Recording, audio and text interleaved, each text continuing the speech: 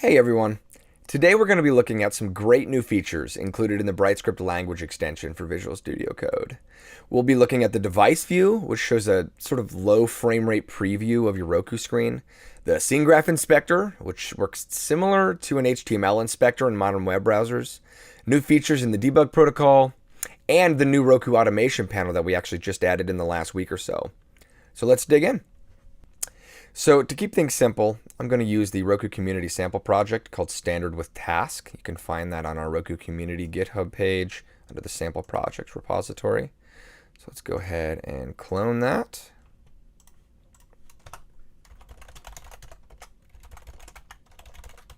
We'll open it in VS Code. I'm going to go ahead and run the project. This is just a simple Reddit feed parser. It'll get posts from Reddit and filter to only those that have video and then show them in a row list. So I can show you what that looks like quickly here. It's just a bunch of items and then it will play video. Pretty straightforward. So what I want to show you first is called the device view. You can get there by going to the debug tab and then device view is right here. If you notice, we have a screenshot built right into VS Code. Now the way this works is we ask a Roku device that you're currently sideloaded to for a screenshot. And then as soon as we get that screenshot back, we request another one, and so on and so on. We're basically limited to however fast Roku can pump out screenshots. That's how fast this panel will refresh. It'd be lovely to maybe one day have the ability to get them smaller or optimized, but for now it runs at about 1 to 1.2 seconds per image. So this is nice, but we have some more advanced features that you can get just by setting a couple of settings. So we're going to stop this debug session. I'm going to turn off remote control mode and then go over to launch JSON. We want to set inject RDB on device component. We're going to set that to true. And then the other thing we need to do is we need to add a special comment right here after screen.show. And you can see what that comment needs to be right here in any of these RDB, Roku style panels. I'll tell you all the instructions. So that's just what we're doing. So after we've added those two, what this is going to do, let me get started here. What this is going to do is it's going to automatically inject a few helper functions and files, as well as rewrite this comment to initialize our on-device component to help. So now that I've launched again, you'll notice I've got another button right here. I'm going to click that and check it out. We can inspect all the different nodes. It's showing us all the items that are available to inspect. And clicking on this on its own isn't going to do much. I need to open up the scene graph inspector. But before I do that, I want to go ahead and move this device view down here and just to make it a little bit bigger. So now I'm going to expand the scene graph inspector. And so when I click inspect, it's waiting for a new screenshot, and there we go, it's back. Check this out. As I start hovering over the items, it's going to focus those items in the scene graph inspector. And it will actually work in reverse as well. As I hover over items in the scene graph inspector, it's showing us those same items in our screenshot. So the way this works, we've taken a screenshot. We've actually taken a snapshot of your entire scene graph app. And so this is happening client side, as in VS Code side, based on a snapshot. So if you were to move around in this application, go up, down with your remotes or refresh, you're going to have to click this refresh button right here as well. I'm going to do that. And now it's caught up. And I didn't actually move anywhere. So let me enable keyboard mode. I'm going to go down, down, down. It should transition the screen down a few. There we go. And then we'll refresh. Now the actual scene hasn't changed. It's just going to change what we're viewing, but that exists, so be aware of that if you're noticing things out of whack. So now I'd like to show you some of the editing capabilities of the Scene Graph Inspector. I'm going to go ahead and show my Roku right above my video preview here, because that 1 frame per second device view is just, it's going to be too slow. You're not going to get the full understanding of how responsive these features actually are. So you can toggle this hide node button right here, and you notice that the label is showing and hiding. You can also drag around items by mousing down and dragging. So that's pretty cool. If you ever wanted to use this feature to figure out exactly how much spacing you want on device, you can do this in real time. It's pretty awesome. I'll just plop it over here in the middle for fun. Another thing, you can click the edit button next to one of these items, and then we can change the text. You see it's actually added all those. You can change the word wrap, and we can make this thing really small. Like, let's say it's only like 100 characters, 100 pixels. Look at that. Another item you can do is you can go into the font node right here, and we can start making the font size like way bigger. And you notice as I do that, it changes. So this is a really powerful feature to let you go in and tweak the settings without having to do in-code edits and having to relaunch the application over and over again as you make small changes. There's a great way to figure out exactly what you're looking for. Then you can go change your code and relaunch. So one final thing I want to mention about the Scene Graph Inspector is that we've found a way to access the children of array grids. Array grids are things like label list, markup list, poster grid, markup grid, and row list. And in Scene Graph, there is no direct way to access the children. You would hand these items, these array grids, a content node, and internally the array grid would create nodes inside of it, but they're not exposed. So Brian Leidy, he's the author of Roku Test Automation, found a way to determine the actual children of array grids. And I mean, it looks nice and simple in this list, but was not easy to implement. So one cool thing to kind of help you visualize this key button right here, this key path, this will tell you how to access the items. And let's go down here and get just a little bit deeper. Look at that one. So list.to number label group. So this is a key path that represents how you get down into the items, but this is not directly accessible through BrighterScript. So if you ever wanted to look into Roku Test Automation, it's an awesome library to help you with your functional tests or with automated testing. But you can use these key paths that are listed here to access items inside of array grids. And as a byproduct, we're also able to use those inside the Scene Graph Inspector. So it's pretty cool. So next up, I want to show you the Roku Automation panel. Now this can be used to automate a series of remote presses or text input, maybe entering an email address, that can help you get to a specific location in your app without needing to manually use your remote every single time you launch. So typically we start out with something like a sleep, maybe 3-4 seconds. And then let's say, for example, you wanted to get down to the 4th item in the row and then launch it. So we could manually add these. You know, you can send down, down, down. But what I'd actually like to do is show you a nifty feature. It's the recording option. So I'm going to go ahead and launch the application. And we'll turn on my Roku here. So I'm going to start recording. Now notice it has turned on the remote mode at the bottom. And now my keyboard has turned into a Roku remote. So I'm going to go down, down, down, and I'm going to press enter, which is the OK button. And then I will stop recording. So it recorded the exact actions that it took to get to that spot on the app. So I'm going to press F5 and relaunch the app, and it's going to run this exact process. It'll sleep for 9 seconds. It'll press the down button, and then it'll wait for it a little bit. Down, wait, and then OK. So you can see it coming here.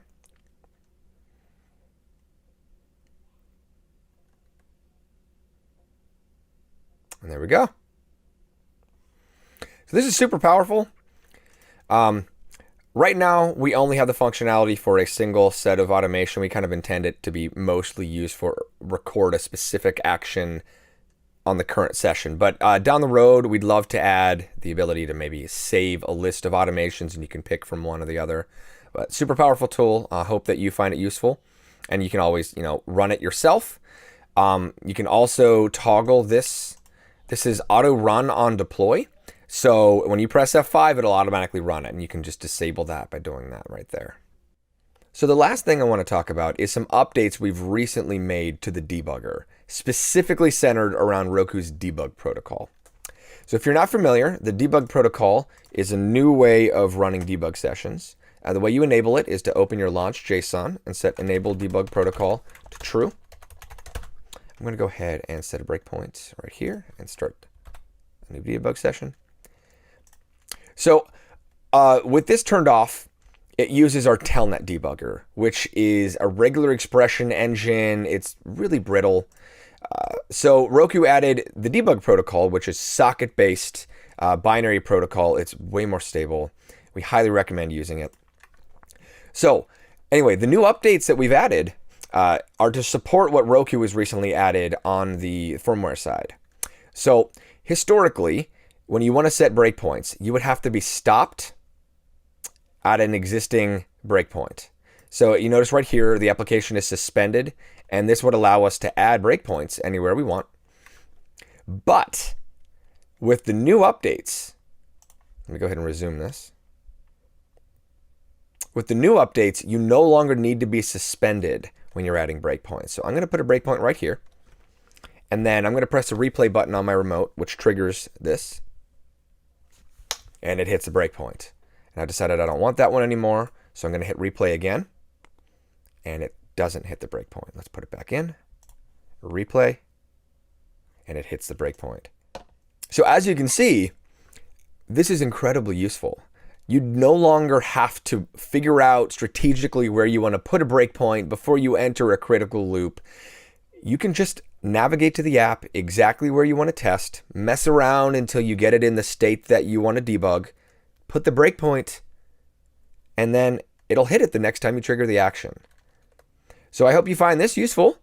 And one more thing I want to mention is we are really close to turning the debug protocol on by default. Right now, if you don't have it specified, it uses the telnet debugger. But in the next month or so, we're hoping to turn this on as the default for all users. So keep an eye out for that. And if you notice any issues, please reach out to us and maybe give this a try before we turn it on by default to help us figure out if there are any more issues with the workflows that you normally run. So I hope you found some of these new features to be useful. We really want the VS Code extension to be the go-to editor for Roku development. But we need your help too. We're always looking for more people to contribute. If you have any ideas for new features or if you found a bug, please let us know, either on GitHub or the Roku community Slack. And there are a ton of issues out there already that could use some help because there's only a few of us working on these tools. So if that's something you're interested in, let us know. I'm excited to share some powerful new language features included in the upcoming 0.66 release of BrighterScript. You might not know this, but the BrighterScript project powers all of the language features in the BrighterScript language extension for VS Code, which includes things like completions, hovers, error checking, etc. Even if you aren't using BrighterScript in your projects, you've probably still been using the BrighterScript language server every day without even knowing it, because it's what powers the language features in the VS Code extension. So we've been working on BrighterScript type tracking for a couple of years now at this point, but we've made several major breakthroughs starting back in May of 2023. We're happy to announce that we've added much better type inference, function argument type validation, array types, variable type tracking, and a whole lot more. So let's dig in. We do a much better job now determining the type of a variable based on the expression itself. So I'm going to go ahead and paste a couple of expressions and statements in here. And you'll notice as I hover over these, we're doing a really good job at determining what the type of the variable is based on what is to the right-hand side of the assignment. Now we don't have great support yet for associative arrays, so those are still being cast as dynamic, but we're hoping to improve that in the future. These are strings. And this one's a little bit more advanced. This is a string and this is a string. So it knows that the type of 1 and 2 needs to be a string. And then the str function returns a string, which means 1/2 text is also going to be a string. Also, many of the native methods are now available as completions on variables or primitives, like row string, row int, row boolean, etc. So check this out. We got 1, I do a dot, and these are all of the functions that are available on the row string. Let's try another one. I'll go with small. That is a double. So I would do a dot here. And there's the methods available for that double type. Same thing. We've got 1 and 2. That is also a string, so there they are. Then we've also got an array of data here. So let's do r dot. And here are all of the methods that are available for arrays. It's pretty cool. Also, using arrays, you'll actually get a lot more accurate information about their members. So let's go ahead and rename this to numbers. And we'll do numbers dot pop. I set that to like, I think that'll be the last item, so 3. You know that that's an integer because the numbers array is a list of integers. So that is an integer as well. Does the same thing when you do an index access. So num text. Let's go with index 0. We also know that that is an integer. So moving on from this, we've also started to validate the type of function arguments against the expected parameter types. So let's do something like this. String to integer expects a string, but we're passing in a float. So we're going to be able to properly catch that. And we got another one.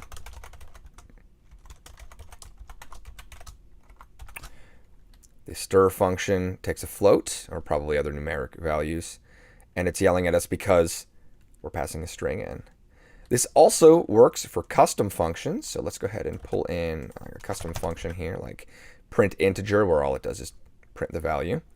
Now, if I wanted to, I can do print integer, and that's going to warn us because that is not an integer. I'm going to try to pass a function in, just the name of this function. It's also going to warn us about that because the function signature does not line up with the fact that we actually need an integer being passed in. So along those lines with these custom functions, you'll notice as I hover over, we've done a little bit better job at the hovers. Previously, because this is all markdown, we weren't adding new lines for all of these BrighterScript doc annotations, and now those are properly new lines, so your documentation should look a little bit nicer over your functions. Another way that you can add types to your function parameters is actually by using default values. So here's another function called printMessage, where message defaults to a string. This parameter type is going to now be inferred as string. What's nice is maybe you have another function that returns a different type, or even just like str2i. Now that message will be of type integer. So it's a nice way to flow your types around without having to manually go as integer or as string. So that being said, to take full advantage of many of these new typing features, you're going to want to make sure that your function parameters have proper types. If you're concerned about any performance impacts by having the type system running at runtime, you can always use a preprocessor to strip out the types of your code later on. And the BrighterScript transpiler actually has an option for that. It's right here. It's called remove parameter types. And if you set that to true, and this requires you're actually running the BrighterScript transpiler, what it will do is it will go through at transpile time and delete all of the function argument types, the parameter types right here. Another validation is that we now catch when you return from a function or a sub where it shouldn't actually be possible. So subs that don't have a return annotation, and then functions that are declared as void, neither of these actually should be able to be returned. So we catch those, and to get around that, like I said, you can do as boolean here. And here you could remove the as void, or you could do as boolean as well. So that's useful. Another cool validation we have is that you can validate function types when used as parameters. So check out this function. Sanitize text. It takes a sanitizer function. As a default, it uses lowercase, but maybe in unit testing, you'd want to not lowercase it or uppercase it, or whatever. You're passing in a function reference, and it will run that function on the text. So now let's try this. Sanitize text, and we'll pass in something. And by default, it'll use the lcase sanitizer func. but we can do this with our own custom sanitize function. So this one is going to do absolutely nothing other than return the value. But check it out. It actually detects that the signature of our custom function doesn't match the signature of the actual default, which then is the type of function that it requires. So to get this to be happy, we would remove the second parameter and everything lines up. Now in BrighterScript, you will have ways to define function signatures in your actual parameter types. We don't have that yet, but that will be coming. So for right now, this is how you'd have to do it. You would point it to a function that has a signature that you like, and then that would then enforce the type on that parameter. So up until now, all of these validations have been available for standard BrighterScript projects and BrighterScript projects, but there's been no BrighterScript required. However, we do have even more benefits once you start using BrighterScript. So I'm going to go ahead and add a new file here, lib.bs. So the BS extension indicates that we're in BrighterScript land now. And I'm going to copy over an interface called movie. And then I have a function where I want to print the movie. So we have really nice completions now for these interfaces. So if I go print mov dot, it's going to show me only the properties that are available on this movie interface. So that's nice. You get a little bit more confidence that the things you're using and referencing are the correct properties that you've intended them to be. So let's just print URL for now. That'll be fine. Another thing you can do is if you use enums, so let's pull like a remote button enum right here, and then we have a function called print remote button, and we declare that the button has to be an enum type. Then if we wanted to do a test here, we can do things like print remote button 1, 2, 3, and we're going to get validation errors because integer does not conform to the enum type, and that specifically the string enum type for remote button. It'll yell at you for all sorts of things. We got print remote button. If we try to pass in remote button enum by itself, that's also going to warn you because you can't use enums as runtime values. You could do an enum value that doesn't exist. Not there. That's going to warn you that there is no member on remote button called not there. But then if I change this to print remote button up, that one is happy. And one more, if you passed up, that also will not technically conform because up is a string. Our type system isn't quite as smart as TypeScript's, so we don't know that this actually is the value of up from remote button.up. So unfortunately, in this case, you'll have to use something called the typecast. And we just added that as well. So check this out. So we've got a string called down. That should be lowercase d. And as I call print remote button, this is a string, so that doesn't conform, but I can say this is as remote button. And now the down variable is of type remote button, and this function now conforms. So this is really useful if you get data from a server somewhere and you need to turn strings into enums and you know for sure that they do conform to one of the enum values. So another thing we can do is we will detect when you're using a property on an interface that doesn't exist. So here's another example. Print name, it takes the movie interface as vid as a parameter type. And we're trying to print a property called not there. There is no property on the movie class called not there. But if I change this to URL, now it is there. So you're going to get deep validations for classes and interfaces now. And to take this one step further, you can also use unions. So in this case, our video is going to be a movie or a show, which means it could have URL or maybe name or maybe title. So what we can do here is if I do vid.name, it's going to warn us that The name property is not available in the union here. So show doesn't have a name property, but movie does. But since we said it could be either of them, we're going to get warnings or errors when we use a property that is not present in both. So to solve this, you would either need to cast this as movie, or you would need to rename the property, which it looks to me like this is most likely a mistake. So we'll change that to name. And now we can properly operate on movie or show interchangeably. And that's it. I hope you found these validations useful. We have so much more that we want to do to make type validations even better.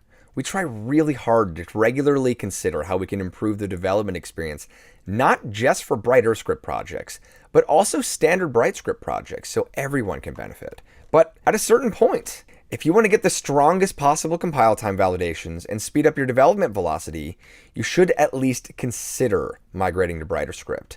So you can define custom interfaces, parameter types, and a whole lot of other benefits. You can take a look at the BrighterScript docs to see all the features we have available here. And finally, I wanted to personally thank Mark Pierce for all of his incredible work on the BrighterScript type system. He volunteered a ton of work on this initiative. He spent a significant amount of his personal time working on it. I have a lot of other community work on my plate, and I just haven't been able to make any significant progress on the type system. So I'm personally really grateful for Mark's contributions, and I think you will really appreciate all of the awesome stuff that he's added to the type tracking system. So thanks, Mark. And then finally, I wanted to mention that these new type validations are hopefully going to be released in the next month or so. We have a few stability issues to address yet, but you can try them out by installing the 0.66 alpha releases from NPM of BrighterScript. But just keep in mind there are some breaking changes to the plugin system, so if you've written a custom plugin, you might need to make a few changes. We'll be including a migration guide alongside the final 0.66 release, but for now, just install it and try to fix any TypeScript errors you might see in your plugins. I'd like to show you the new promises library that we made here at RokuCommunity. This is a brand new way of writing async workflows on the Roku platform in BrighterScript and BrighterScript. So we modeled the library after JavaScript promises, but there are a few differences that we'll explain a little bit later on. So first off, I want to explain why we wrote this library. Writing multi-step asynchronous code on Roku is hard. Typically, you have to observe a field on a task or a node, and then you have to write a named callback function that it will call when the field changes. And that's just for one hop. If you have more asynchronous tasks that need to be fired right after that, you have to kind of repeat the same process, which can quickly lead to a tangled mess of callback dependencies, nested functions. And if you've got multiple network tasks that need to run one at a time, it adds even more complexity. Promises can significantly improve this entire workflow. It improves the maintainability and readability of these flows. So let's get into it. So first off, I just wanted to show you where you can get access to the RokuCommunity Promises library. It's out on our GitHub page. There's a repository called Promises. And we have a few installation instructions that you can follow depending on how you want to do it. If you want to use RoPM, or you can do manual install, and you just need to follow the instructions here. We also go into a little bit more detail as to how promises are set up, what they look like under the hood. We'll get into that a little bit later, but I just mostly wanted to point out that this is where you get them. So let's go ahead and switch to a demo project. It's a pretty simple demo. It just shows a series of dialog boxes, one after another. So the first one makes the user choose a movie. And then the next dialog asks them how they want to pay for it. And then a final dialog saying, congratulations, you made choices. This is a great example of an asynchronous workflow. So let's take a look at how it works right now in regular Roku BrighterScript. So the main scene run movie plan selection. So the first thing we do is we call the show dialog function, which is just a quick little function I wrote that wires up a new standard message dialog, observes the button, and then sets a custom field based on what the user chooses. So we're going to have a user pick a movie from one of these options, and then set the result of that button value to the m.top.selectedMovie field. And that's why we're observing this. So the flow goes, show this dialog. When they choose it, set this property, which will fire this observer, which then runs this code. And we then want to ask the next question. So we're going to observe the selected plan field. We're going to ask the user to choose a plan. It'll set it to selected plan. And when that plan changes, we get called back on the onPlanSelected function right here. And then we show the final dialog saying, congratulations, you selected something. So on its own, this isn't too complicated, but as you well know, these flows can get really, really complicated really quickly. You know, a lot of the time you end up seeing these functions kind of trickle down throughout the code. It gets to be a bit verbose and a bit broken up. Let's put those back. So what I'd like to do is show you how to refactor this to use promises. So I think the easiest approach here is to first show you how the promise flow is supposed to work utilizing promise chain. And then we can modify show dialog to actually return a promise. So we know we're not going to be using observers, so I'm going to go ahead and remove all of those. And show dialog will eventually return a promise. So we're going to say movie promise. And then the magic happens here in promises.chain. I'm going to pass in movie promise.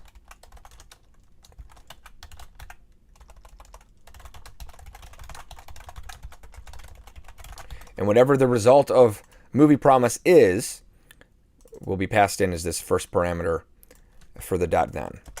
And so what we want to do is we want to handle when we get the movie back, which is actually this content.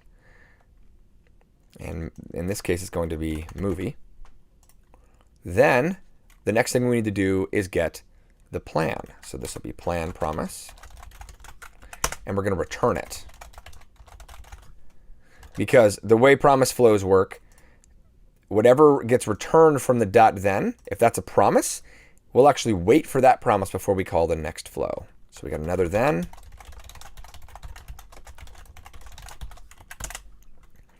And then that will be the internals of the onPlanSelected right there. So we can actually scrap these functions entirely. m.plan equals, oops, that should be called plan. And then let's just do one more then.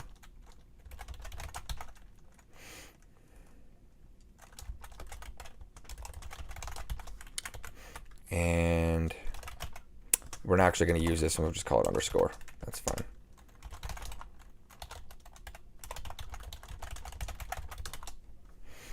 So we've successfully converted our promise chain, our asynchronous flow into a promise chain.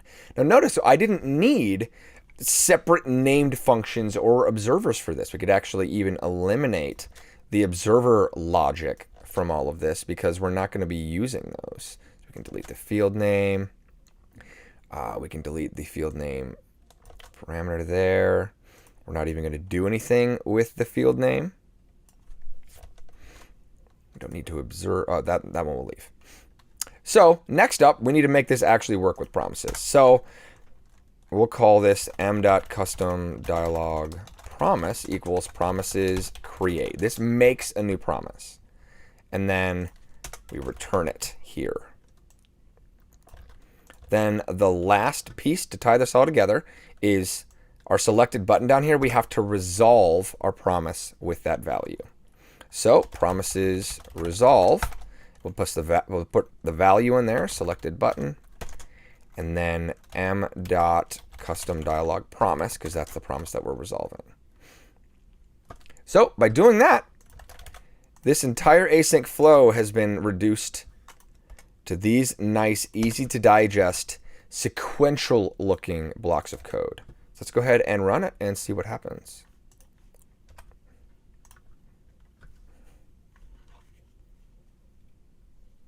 There we go. There's the first one. I'll make this a little bigger. Boom, it works. So there you have it. One really cool thing about promises as well is they have additional error handling, and I don't care if it errored or succeeded, but I need to know when it is done flows. So let's introduce an exception in here. Let's just throw something. something went wrong. And let that crash. And now we can do a dot catch.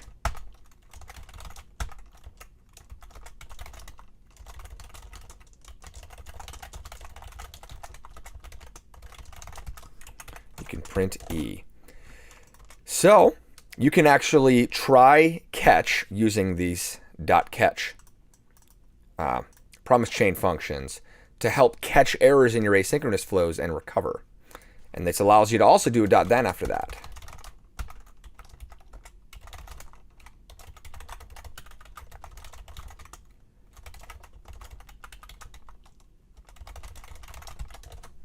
So let's run it again and see what we get in our output.